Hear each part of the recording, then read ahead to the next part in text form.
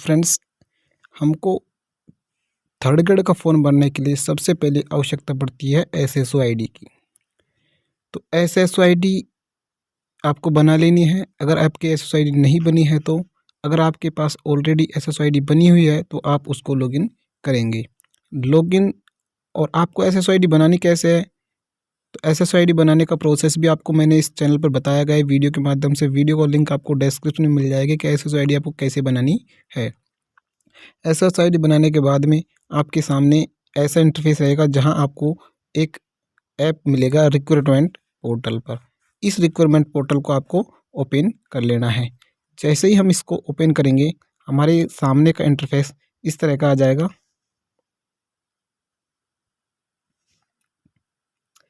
Website recruitment portal पर redirect हो जाएगी और उसके बाद में हमारे सामने का इंटरफेस कुछ इस तरह का आ जाएगा जहां पर हमें अपनी जो है थर्ड ग्रेड की वैकेंसी उसका नोटिफिकेशन दिखाई देगा, जहां आपको 3 कॉलम मिलेंगे, माई एप्लीकेशंस, नोटिफिकेशन और ऑनगोइंग रिक्वायरमेंट। तो आपको ऑनगोइंग रिक्वायरमेंट में आपको ये नोटिफिकेशन दिख जाएगा। यहाँ आप देख सकते हैं Rajasthan primary and upper primary school teacher direct recruitment 2021-22। यहाँ आपको एक अप्लाई नाउ बटन है, इस पर हम क्लिक करेंगे। तो हम जैसे ही इस पर क्लिक कर लेंगे, हमको इस पर क्लिक करने के बाद में हमसे हमारी जो है सबसे महत्वपूर्ण जानकारी, हमारी पर्सनल डिटेल पूछी जाएगी। नाम, लिंग, आपका नाम सही, आपको 10वीं की अंक तालिका के अकॉर्डिंग आपको मीनिंग टू मीनिंग सही नाम यहाँ पर फिलअप करना है। नाम, उसके बाद में आपका जेंडर, बहुत इंपॉर्टेंट चीज़ है। पर्सनल डिटेल में किसी भी प्रकार का कॉम्प्रोमाइज़ नहीं चलेगा, तो आपको प्रत्येक जानकारी एकदम सही से चेक करके भरनी है। सबसे पहले आवेदक का नाम, उसके बाद में आवेदक का जेंडर, ठीक है, मेल है तो मेल, फीमेल है तो फीमेल। उसके बाद में पिता का नाम, माता का नाम, जन्म तिथि 10वीं की अंक तालिका के अकॉर्डिंग, ठीक है। जन्म तिथि भरने के साथ में आपको नीचे आपको आपकी सोशल कैटेगरी यानी कि आपको कैटेगरी चूज करनी है। क्या आप आर्थिक रूप से कमज़ोर है? अगर आप ईडब्ल्यूएस कैटेगरी से बिलोंग करते हैं तो आपको यहाँ पर यस करना है, अन्यथा आपको यहाँ पर नो करना है। विशेष योग्यजन, अगर आप स्पेशली डिसेबल्ड हो, अगर आप विकलांग हैं तो विकलांग श्रेणी में आते हो तो यहाँ आपको विकलांग श्रेणी चूज कर लेनी है। उप विकलांग श्रेणी भी आपको चूज कर लेनी है। उसके बाद में नीचे आएंगे, आपको यहाँ पर जो मिलेगा रिलीजन, आपको हिंदू, मुस्लिम, सिख, जो भी कुछ आपका रिलीजन है वो यहाँ पे आप चूज करेंगे। उसके बाद में आपका मैरिटल स्टेटस यानी कि वैवाहिक स्थिति, अगर आप मैरिड हैं तो मैरिड करेंगे, अन्यथा आपको अनमैरिड यहाँ पर कर लेना है। अगर आप मैरिड है, मैरिड करेंगे तो मैरिड करने के बाद में आपको आपके जीवन साथी का नाम, क्या आपके एक से अधिक जीवित पत्नी है? अगर हैं तो यस, अन्यथा आपको यहाँ पर नो सेलेक्ट करना है। क्या आपका विवाह ऐसे व्यक्ति से हुआ है जिसके पहले से जीवित पत्नी है? तो आपको यस या नो में से यहाँ पर स्वीकार कर लेना है। क्या आपने शादी में दहेज स्वीकार किया है? तो यहाँ भी आपको नो भरना है। फिर आपका आएगा यहाँ पर डिटेल, आपके जीवित बालकों की संख्या। सबसे पहला 3 कॉलम इसमें सबसे पहले आएगा आपको, तो 1 जून 2002 से पहले कितने बच्चे हैं आपके जीवित, और उसके बाद में 1 जून 2002 के बाद में आपके कितने बच्चे हैं, तो और लास्ट में आपको टोटल ऑटोमेटिक हो जाएगा। इसके बाद में हम आगे हमारे यहाँ पर मोबाइल नंबर भरेंगे। मोबाइल नंबर भरने के बाद में हमारी ईमेल आईडी जो हम एसएसओ आईडी में अपडेट करके रखेंगे वो ईमेल आईडी यहाँ पर आएगी। हमें आधार कार्ड नंबर भरना है। अगर आपके पास जन आधार कार्ड है तो आप यहाँ पर जन आधार कार्ड नंबर भी भर सकेंगे, ठीक है। इसके साथ हम नीचे आएंगे और यहाँ हम देखेंगे अप्लाइंग फॉर के लिए आवेदन। यहाँ आप करेंगे, क्या आप राजस्थान के अनुसूचित क्षेत्र से संबंधित हैं? क्या do you belong to schedule area? अगर आप अनुसूचित क्षेत्र से संबंधित है यहाँ आपको यस करना है, नहीं तो आपको यहाँ पर नो सेलेक्ट कर लेना है। तो जो टीएसपी क्षेत्र से है तो आपको यहाँ पर यस करना है, अन्यथा नॉन टीएसपी क्षेत्र से है तो आपको यहाँ पर नो कर लेना है। तो आपको शुरू नंबर पे ही जो भर्ती है उसमें अलग अलग कैटेगरी पूछी जाएगी। टीएसपी के लिए आवेदन करना चाहेंगे तो आपको टीएसपी के लिए करना है, फर्स्ट लेवल के लिए नॉन टीएसपी ऐसे पूछा जाएगा तो आपको वहाँ से भी सिलेक्ट कर लेना है। उसके बाद में आपको यहाँ पर आपका कॉर्पोरेट एड्रेस, आपका पत्राचार यानी कि वर्तमान पता यहाँ पर भरना है, और नीचे हमारे जो है वो होगा यहाँ पर स्थायी पता, ठीक है। दोनों पते आपको यहाँ पर भर लेने हैं। अगर आपके दोनों एड्रेस सेम है तो हम सिंपल ऊपर पता भर के पत्राचार यानी कॉर्पोरेट एड्रेस भर के इस पर क्लिक करेंगे तो हमारा दोनों पता सेम हो जाएगा। इसके बाद में हम इसको सिंपल से नेक्स्ट बटन पर क्लिक करेंगे। जैसे हम नेक्स्ट बटन पर क्लिक करेंगे हमें हमारा जो है आगे की डिटेल खुल जाएगा, जिसमें आपको बेसिक डिटेल के बाद में पर्सनल डिटेल यहाँ पर पूछी जाएगी। जिसमें पर्सनल डिटेल में सबसे पहले आपको आपका डोमिशियल डिटेल से आएंगे, आपको जो है जहाँ के आप निवासी है वहाँ की डिटेल पूछाएगी। सबसे पहले आपको नेशनलिटी, फिर आपका होम स्टेट, फिर आपका होम डिस्ट्रिक्ट, फिर आपका होम ब्लॉक, उसके बाद में आपकी तहसील कौन सी है, आपका गांव कौन सा है। ठीक है, ये सब करने के बाद में settled in India from other country के, आप अदर कंट्री से इंडिया में सेटल्ड हुए तो यहाँ भी आपको यस और नो का ऑप्शन मिलेगा, तो आपको यहाँ से नो चूज़ करना है। अगर आप सेटल्ड हुए तो आपको यस चूज़ करके किस देश से हुए उस देश को यहाँ पर आपको चूज कर लेना है। फिर हम नीचे आएंगे तो यहाँ आपसे बहुत इम्पोर्टेंट जो है यहाँ पर एक चीज़ पूछेगा, क्या आप भूतपूर्व सैनिक है, तो यहाँ आपको यस या नो का सिलेक्ट कर लेना। अगर आप भूतपूर्व सैनिक है तो आप यस सेलेक्ट करेंगे, अन्यथा आपको नो सेलेक्ट कर लेना है।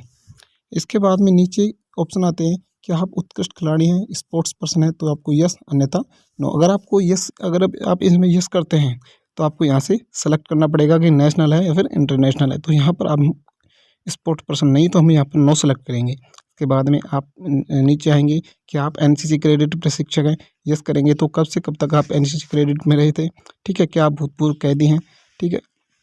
इसके बाद में अगर है तो आप कब से कब तक जो है जेल में रहे थे, उसकी डिटेल यहाँ पर आपको भरनी है। क्या आप मौजूदा राज्य सरकार के स्थायी कर्मचारी हैं। अगर आप मौजूदा राजस्थान सरकार के स्थायी कर्मचारी है तो आपको यहाँ पे यस कर लेना है। यस कर लेना है। यस करने के बाद में आपको डिपार्टमेंट का नाम, आपका डेजिग्नेशन, ठीक है, पद, डेट ऑफ ज्वाइनिंग कब ली थी आपने, और have you receive NOC from your department, क्या आपने आपकी डिपार्टमेंट से एनओसी प्राप्त कर लिया। अगर वो यस, अगर आप प्राप्त कर लिए तो यस करके नीचे एनओसी नंबर और एनओसी की डेट यहाँ पर फिलअप करनी है। फिर नीचे आपसे पूछा जाएगा क्या आपकी पारिवारिक आय 2.5 लाख से कम है, तो आपको यस या नो।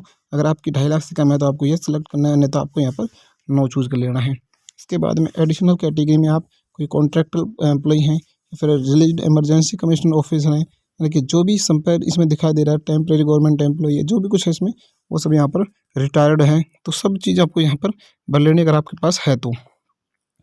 लास्ट में आपका देखो मिलेगा यहाँ पर क्रिमिनल रिकॉर्ड। अगर आपका कोई आपराधिक मामला यहाँ पर दर्ज है किसी भी राजस्थान में किसी भी कहीं पे भी, तो आपको यस करके उसकी पूरी डिटेल यहाँ पर भरनी है।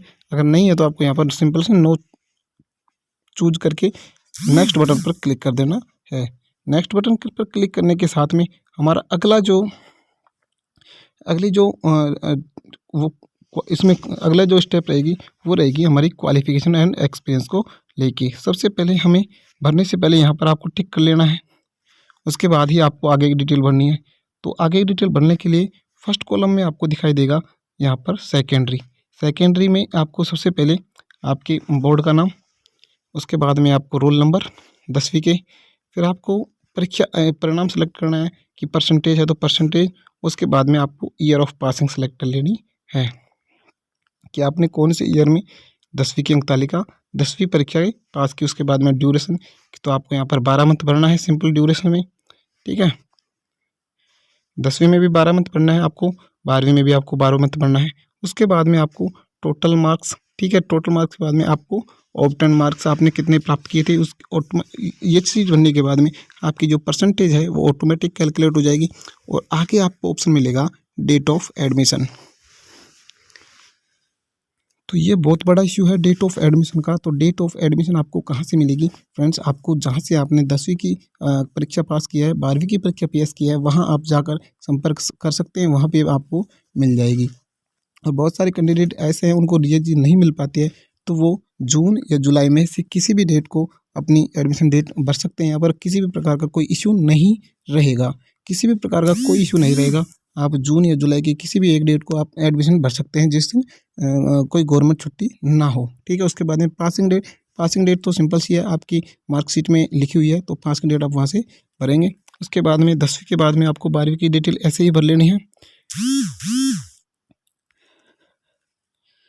12वीं की डिटेल भरने के बाद में अगर आपके पास ग्रेजुएशन है तो आप ग्रेजुएशन की डिटेल भी यहाँ पर सेम प्रकार के भरेंगे। ग्रेजुएशन के बाद में आपको पोस्ट ग्रेजुएशन अगर आपके पास है तो आप पोस्ट ग्रेजुएशन की डिटेल भी यहाँ पर भरेंगे। उसके बाद में 5 नंबर का कॉलम है, यहाँ पर आपको अगर आपने बीएड कर रखा है तो आपको सिंपल फर्स्ट नंबर पर सेलेक्ट करना है। अगर आपने डीएलएड कर रखा है, एसटीजी कर रखे है, जेबीटी करे तो आप उनको डिप्लोमा इन एलिमेंट्री सेलेक्ट कर लेना है, ठीक है। तो फर्स्ट लेवल वाले डिप्लोमा इन एलिमेंट्री सेलेक्ट करेंगे और सेकंड लेवल वाले हैं वो यहाँ पर बीएड सेलेक्ट करेंगे। उसके बाद में यहाँ आपको बोर्ड का नाम उसी प्रकार भरना है, ठीक है। उसके बाद में आपको रोल नंबर, आपकी परसेंटेज लिख के कौन सी ईयर में आपने ये चीज़ पास आउट की थी, ठीक है। इतना भरने के बाद में आपको मंथ, यहाँ पर आपको मंथ भरना है कि आपका बीएड कितने साल का था या फिर डीएलएड कितने साल का था। ये सब भरने के बाद में आपको टोटल मार्क्स यहाँ पर भर लेने हैं, ऑब्टेन मार्क्स यहाँ पर भर लेने हैं, परसेंटेज ऑटोमेटिक कैलकुलेट हो जाएगी, एडमिशन डेट और पासिंग डेट यहाँ पर आपको भर लेनी है। लास्ट में आपको आएगा आपका रीट में आपको रीट के रोल नंबर,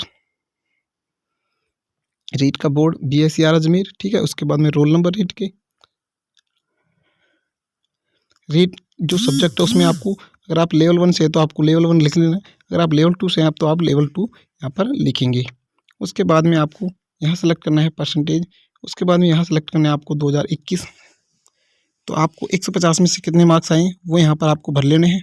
और ये सब भरने के बाद में आपको बस ये सिंपल से ऑटोमेटिक कैलकुलेट हो जाएगी यहाँ पर परसेंटेज। उसके बाद में नीचे ऑप्शन है, देखेंगे आप,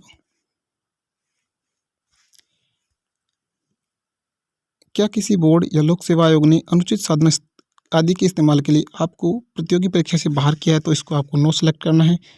अगर किया है तो आपको यस सेलेक्ट करके नीचे उसकी डिटेल भरनी है। नीचे आएगा आपको मीडियम, ठीक है। आवेदक ने स्नातक की पढ़ाई किस माध्यम से की है, ग्रेजुएशन की है तो कौन से माध्यम से, तो आपको हिंदी भर लेना है, या इंग्लिश मीडियम से तो इंग्लिश। आवेदक ने किस माध्यम से स्नातकोत्तर की पढ़ाई की है, आवेदक ने पीजी जो MA MSc MCOM जो भी कुछ किया है पीजी कोर्स, उसमें किस माध्यम से किया है, हिंदी माध्यम से या फिर इंग्लिश मीडियम से, तो आपको उसको भी यहाँ पर चूज करके सिंपल से नेक्स्ट बटन पर क्लिक कर देना है।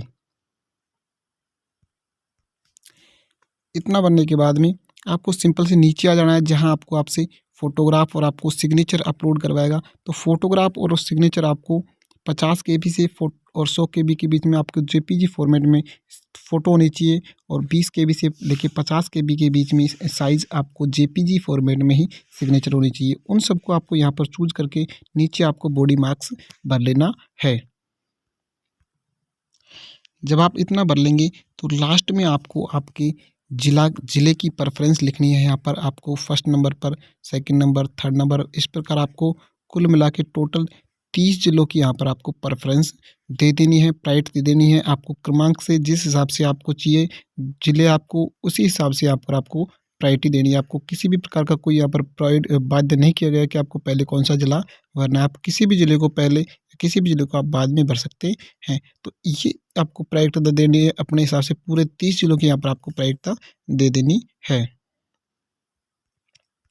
इस तरीके से आपको प्रेफरेंस दे लेनी है। और लास्ट में ये सब करने के बाद में जो है आपको आपका फॉर्म की एप्लीकेशन प्रीव्यू यहाँ पर आपको दिखा देगा। तो एप्लीकेशन प्रीव्यू आपको अच्छे से चेक कर लेनी है। प्रत्येक चीज़ को आपको यहाँ पर एक बार बहुत अच्छे से, बहुत बारीकी से मिलान कर लेना है। उसके बाद में ही आपको नीचे बिल्कुल आपको अच्छे से मिलान करने के बाद में सिंपल से आपको यहाँ पर टिक करना है डिक्लेरेशन पे, और डिक्लेरेशन पर टिक करने के बाद में आपको फाइनल सबमिट बटन पर क्लिक करना है। जैसे ही आप फाइनल सबमिट बटन पर क्लिक करेंगे, यहाँ पर आपको टिक करके यहाँ पर फाइनल सबमिट बटन पर क्लिक कर देना है। फाइनल सबमिट बटन पर क्लिक करने के बाद में आपका फॉर्म यहाँ पर पहुँच जाएगा, जहाँ आपको आपकी कुछ महत्वपूर्ण जानकारी पीछे पूछेगा। टेम्परेरी ट्रांजेक्शन नंबर यहाँ पर आपको दिखा देगा।